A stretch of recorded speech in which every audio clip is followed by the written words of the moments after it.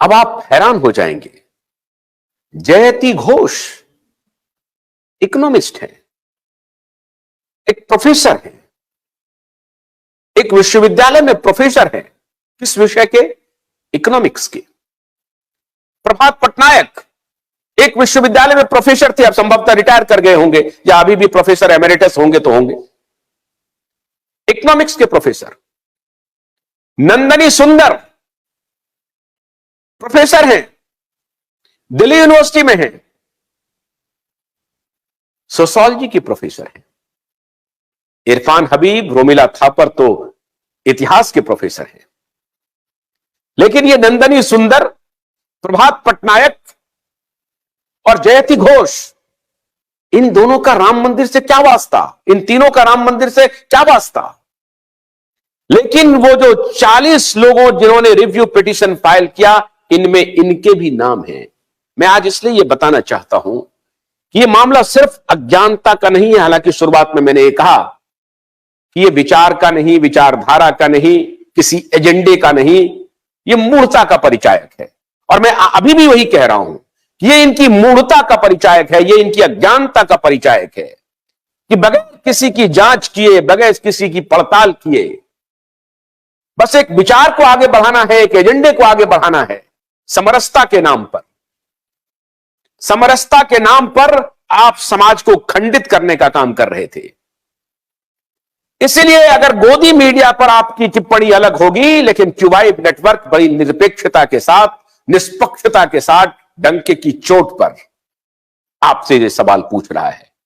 क्योंकि क्यूबाइब नेटवर्क तो गोदी मीडिया भी नहीं है। क्यूबाइब नेटवर्क अब आज आपसे पूछ रहा है, किस बिना पर आपने रिव्यू पिटीशन फाइल किया? आपने अपने पिटीशन में कहा कि कोई एविडेंस नहीं मिला है मंदिर तोड़ने का। आर्कियोलॉजिकल सर्वे ऑफ इंडिया के जो डायरेक्टर हैं, तत्कालीन एडीजी, 1976 में भी खुदाई हो रही थी बीबीलाल के देखरेख में, और अब के मोहम्मद ने खुदाई के दौरान साक्ष्य दर साक्ष्य, साक्ष्य दर साक्ष्य, साक्ष्य दर साक्ष्य पेश करते रहे। और सबसे अधिक साक्ष्य, जिनके साक्ष्यों पर स्वयं सुप्रीम कोर्ट ने कहा कि आज अदालत में चमत्कार होता हुआ दिख रहा है, आज मैं उनके बारे में बताऊंगा। स्वयं सुप्रीम कोर्ट कह रहे हैं कि यह मामूली घटना नहीं है, कि मैं इनसे पूछ रहा हूं कि रामलला का जन्म वहीं हुआ है, इसका आधार क्या है, किस शास्त्र में वर्णन है? अथर्ववेद के सूक्त की चर्चा करते हुए साक्ष्यों की झड़ी लगा देने वाले जगत गुरु रामभद्राचार्य को देखकर स्वयं सुप्रीम कोर्ट मौन और स्तब्ध था।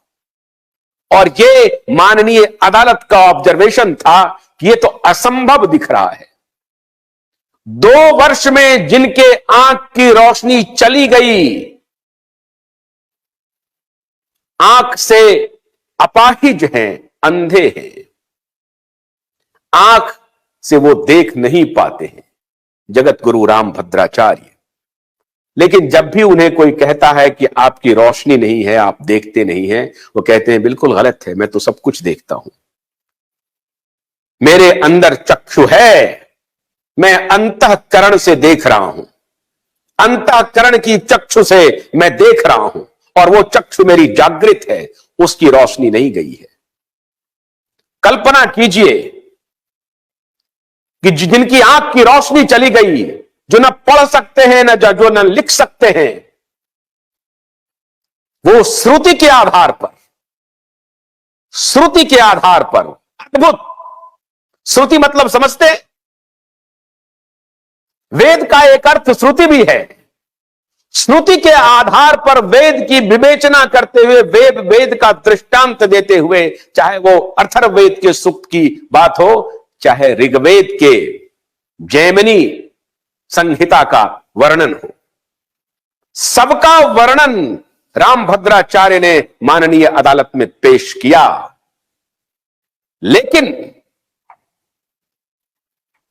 नंदनी सुंदर, प्रभात पटनायक, भोलानाथ का ब्रश कटर एक बैटरी चालित मशीन है जिसका चार्जिंग समय 3.5 घंटे है। यह 6 से 8 घंटे के प्रभावशाली संचालन समय का दावा करता है, जिससे यह एक बार चार्ज करने पर 16,000 वर्ग फुट गेहूं या चावल के खेतों को कुशलतापूर्वक काट सकता है, जबकि इसका पेट्रोल समकक्ष व्यक्ति उसी कार्य के लिए 1,000 रुपए मूल्य का पेट्रोल खर्च करता है।